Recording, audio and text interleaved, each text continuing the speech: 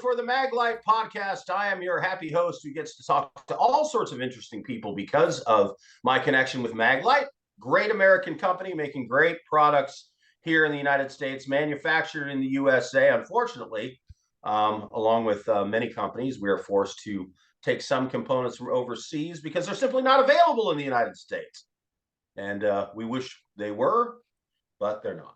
So here I am. I am joined by Dirk van Reenen. He is the owner, the vision behind the Merus Outdoor Park. And of course, if you've been following the Maglite podcast series, we've had several with Kevin and Brittany from Light Bright, who are extreme off-roaders, and they are well known within the off-road community. Very popular. I guess you'd call them influencers, opinion leaders, that sort of thing in the off-road industry. And that's how I got introduced to the Merus Adventure Park and met the owner and visionary behind it right here, Dirk. So Dirk, how did you even get the idea of several thousand acres in Texas and turn it into a giant outdoor adventure park? Yeah, this journey actually started quite a few years ago. Really, the first time I got the vision for Merus Adventure Park was back in probably about 2011, 2012. And at that time, I'd actually lost a business in 2008. So my wife and I and our young son, Jackson, at the point were in really bad financial troubles. And Paldora Canyon was actually my kind of escape from, just all the hecticness in life at that point. I was working a lot. We didn't have money to go on vacations or anything. So there's a state park in the canyon system, in the same canyon system where Merus Adventure Park is. And I just spent a lot of time backpacking down there, mountain biking, just spending time out in nature. And that was kind of my only form of escape back then. And I spent a lot of time down there over a couple of years, and I just kind of had this thought. I was like, wouldn't it be cool to have a privatized version of the state park and also allow off-roading? Because off-roading is something that I grew up in South Africa. I was born and raised there, so being in a four-wheel drive vehicle is something that I was a part of, being in diapers, and I just kind of grew up with that lifestyle of going outdoors, overlanding, off-roading, using vehicles to get to some spectacular places. So back then, in 2012, I actually tried to put the project together, except I was too broke. I didn't know enough about business. There's no way I could pull something like that together. And then I actually left the Amarillo area after that, spent some time in Houston, spent some time in Maryland. And really in 2020, that vision came back to life during COVID. And I was sitting around a fireplace one night in a campfire outside of Mason, Texas, at a little hole-in-the-wall RV park on the Llano River. And I just felt God say, hey, it's time to open the park. And I hadn't thought about the park in, 7-8 years. But at this point, I'd experienced success in business and really moved our lives forward, financially in a bigger way. So I was more able to start putting a project like this together. And we started looking for ranches to do this. And after looking at several ranches, my real estate agent actually called me one day and said, hey, I found the place. And I looked at the listing online and I said, no, this is not going to be the place. It's not rough enough. It's not rugged enough. And he said, no, listen, the pictures don't do it justice. Get in your Jeep, come up here and check it out. And within being, on this property for 30 minutes, I was like, this is the place. Let's make an offer and make this happen. So that's kind of the genesis of how all of it came together.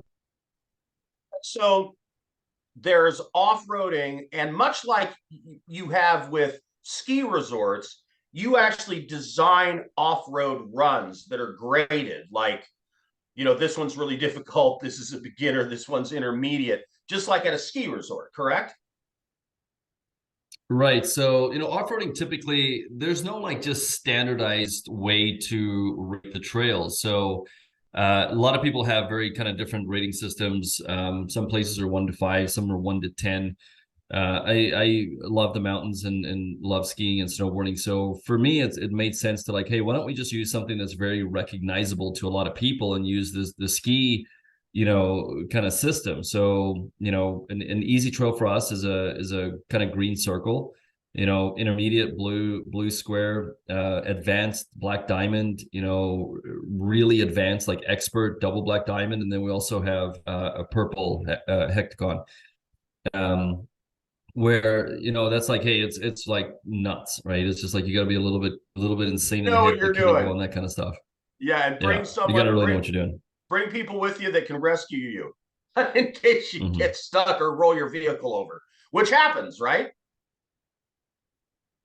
Yeah, our trails are marked really well, and for us, it's always about safety is really important to us. So getting people out safely, getting vehicles out safely. So on the more extreme trails, I mean, people kind of turning their vehicle on their side or kind of going over on their roof happens from time to time. The good thing is, we don't allow side by sides or dirt bikes or ATVs. So really, for us, it's a slow speed, kind of low noise park, and that's really attracting, kind of more of a person who wants to go in the outdoors and really just enjoy the beauty of nature in a family friendly environment without side by sides and dirt bikes racing around being loud. Because when we actually did the research on accidents and fatalities from off-road activities, 99% of all accidents and deaths are involving side by sides, dirt bikes, and ATVs. So right from the start, we said, look, we don't want to deal with that, and we also want to, really respect the trail system, really respect the ranch, because the property that we have is a phenomenal property. I mean, you got to see a tiny fraction of it when you were there. But I mean, I've been on a lot of different places in Texas. I believe like this is one of the most beautiful and pristine, unique ranches in the state of Texas. And when you're down there, I mean, it's comparable to terrain that you see in Sedona or Utah and things like that. And I know it's hard. People, when they hear that, they think like there's no way. All I would Well, say is no, like but come out to I've Merus been Adventure there. Park. Right. Yeah, I've been it there. is I've it been is just down in the phenomenal. canyon. It is spectacular, and I believe I was told it's the largest canyon outside the Grand Canyon in the United States. It's actually, yeah, the second largest by land volume canyon in North America, not just the United States, in all of North America. Wow. So it's 1.3 million acres. The reason that most people have no clue that it exists is because 97% of that canyon system is privately owned. So it's a series of large ranches. Like we own one of the ranches, and but it's all, there's two actual state parks in the canyon. Palo Canyon State Park is actually fairly well known, and it's actually one of the top one or two state parks in all of America. But it's still just a tiny little fraction of the whole canyon system.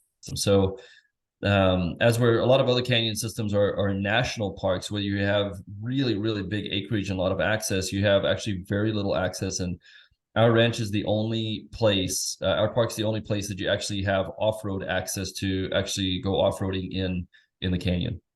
Of course, we sent you some Maglite product after I had been out there with the folks from E3. So now you've got your own branded Maglite product that's branded for the park. How's that stuff working out for you?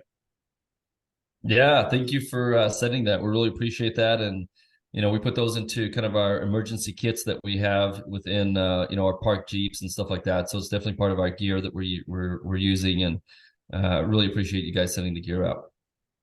Time stuff is sometimes part of off-roading. I know there are night runs, but also camping is a big part of the off-road experience because a lot of people stay on site and they're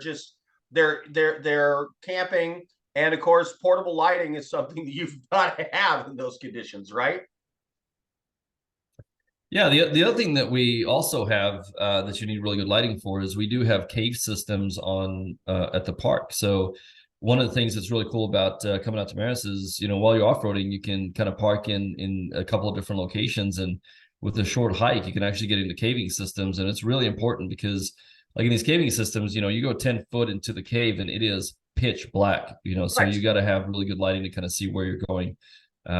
But yeah, I mean, for off-road usage, for camping, I mean, having reliable and good lighting is essential, for safety, and actually, I mean, just for the overall enjoyable usage of kind of being out there. I mean, it sucks being out in the dark and not having good lights because you can't see what you're doing. You can't really do much, but with good lighting, I mean, you can go night hiking, you can go caving, you can really, utilize your campsite at the highest level. So it's definitely important. Dirk, thanks for being here on the Maglite podcast. We try to keep these a little bit short, and we can just scratch the surface. But just give people the contact information for the park. How do they find it if they want to get involved and are interested? Website and so forth. Yeah, so we have off-roading. We've also got hiking, mountain biking, caving, lodging, all this kind of stuff. So it's a full service adventure park. You can reach us at merusadventure.com, MERUS adventure.com, or also Instagram or Facebook, really good. Instagram at Merus Adventure, Facebook /Merus Adventure. Thanks very much, Dirk. Appreciate you being here on the Maglite podcast. That's all for now, folks. Hope you've enjoyed this interview, and go check out the Merus Adventure Park. And of course, don't forget to bring your Maglites with you. I'm Lou. Thanks for watching.